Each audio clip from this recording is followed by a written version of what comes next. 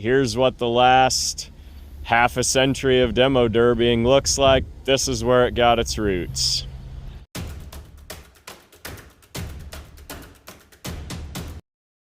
So from the last auction there at Rattlesnake Hill, I did make the choice to save a couple of the old derby cars. Wish I probably could have saved more, because that old Oldsmobile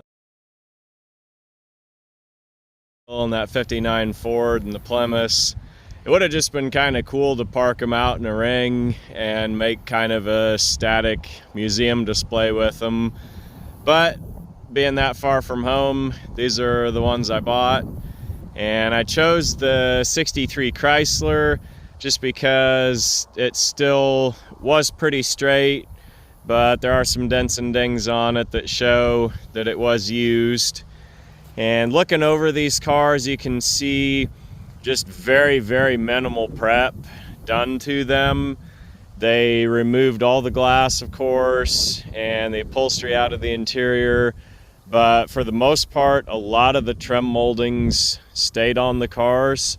And so even for some parts, there's still usable things from this car, like some of the fender and grille moldings, the Chrysler badge, the hood letters, 300 emblems on the trunk lid are still there. Pretty minimal prep. They, I believe, just chopped the exhaust kind of about level with the transmission or so. Didn't run the stacks out of the hood like you see today. They did torch through the hood, and I believe that probably was just to run a chain around it to keep it from popping open. Trimmed the front fenders and the rear quarters. The only welding really on the car was just to fix the doors shut and the trunk lids, and then pretty thin piece of pipe there across the driver's door. Driver's name's still painted on it, which is kind of cool. If anybody knows Don Kyleman, I'm gonna guess this is probably a car that was built 50 years ago.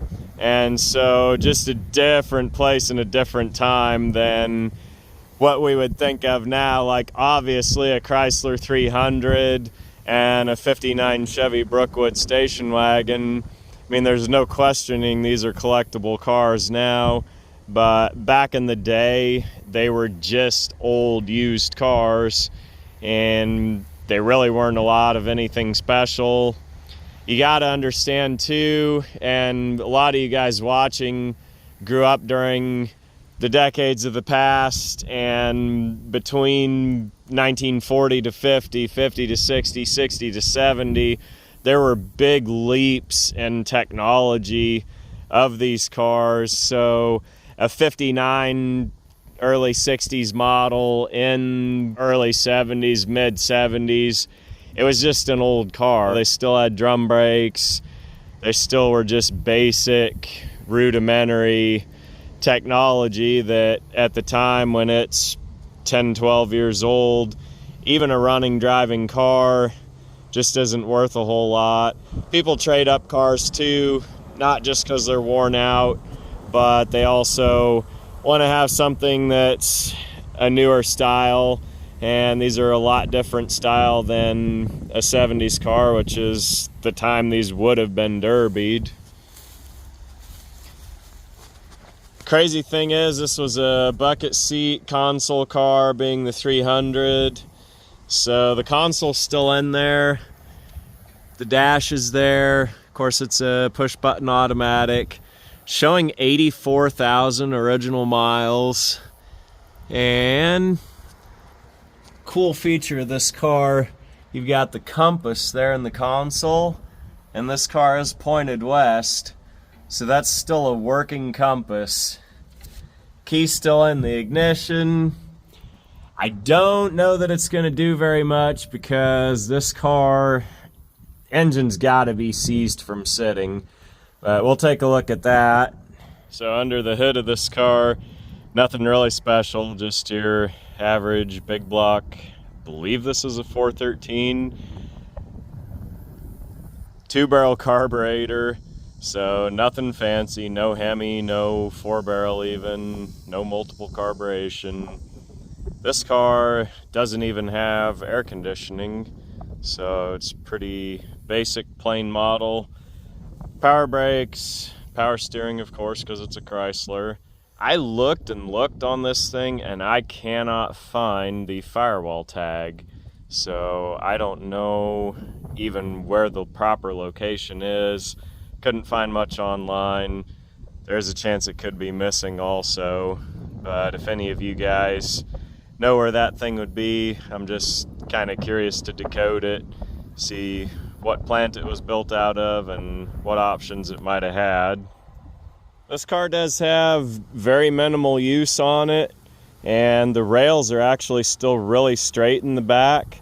So with a little bit of work to pull that trunk together and maybe get it to start to roll, I believe this car could be driven and run again as a derby car. I personally would not do it myself just because I'm not going to get out there on the track and get knocked around. 38 years old, I feel like it's time to let the young guys do that. I've never driven in a derby. I just kind of figure if I'm going to put all that time into a vehicle, I might as well get more than just one summer of fun out of it. But it would be sort of halfway neat to see this thing 50 years later return to the track, unless somebody wants stuff off of it and it gets parted to the point where it's not going to be able to do that, or could just let it sit out here and just look at it as a conversation piece. Now the 59 Brookwood wagon, it's pretty used up. You can see the frames already sagged down in the back, and there's just a lot of sheet metal damage on this car. But believe it or not, the compartment for the engine and the front rails, all the steering, that stuff's really straight yet.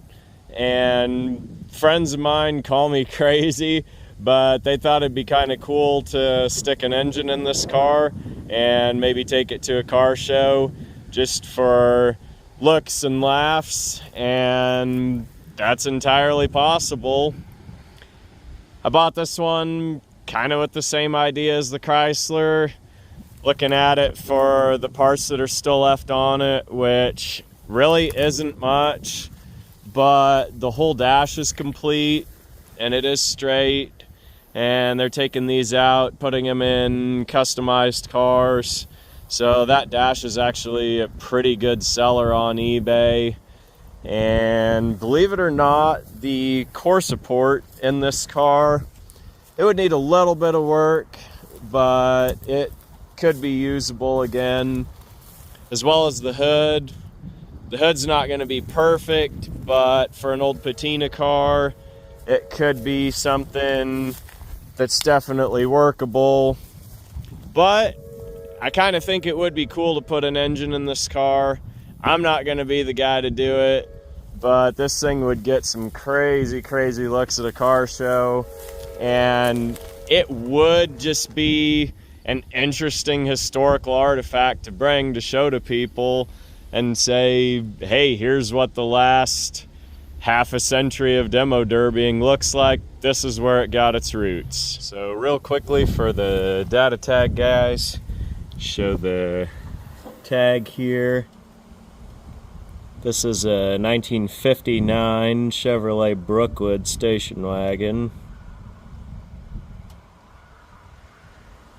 So comment below, let me know what you think the fate and the future of these cars should be. Should they stay as they are and just be static displays? Should they be returned to running driving and show up at a car show for just a conversation piece? Or should the Chrysler return to the track and relive its former glory days? And again, thank everybody for watching the channel.